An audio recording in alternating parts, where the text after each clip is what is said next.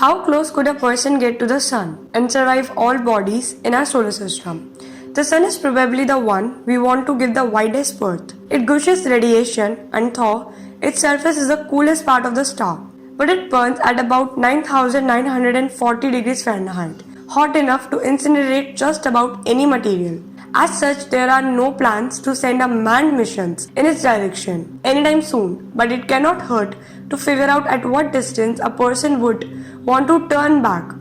You can get surprisingly close. The sun is about 93 million miles away from the Earth. Standard spacesuit will keep an astronaut relatively comfortable at external temperatures reaching up to 248 degrees heat.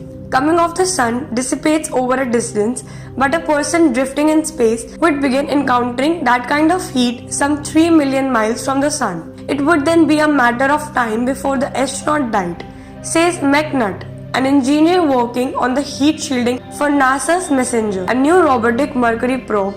Above 248 degrees, the suit would transform into a close-fitting sauna. The temperature would climb above 125 degrees and the person would become dehydrated and pass out, eventually dying of heat stroke.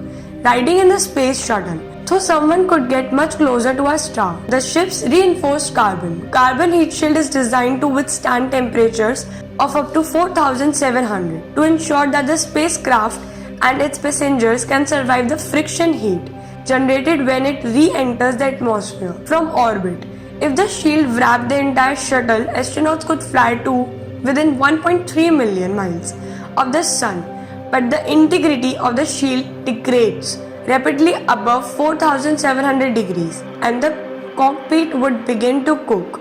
Much hotter than that, the shields would fail altogether and the vehicle would combust in less than of its course. Just getting that close to the sun would be quite an accomplishment. Thanks for watching. See you next time.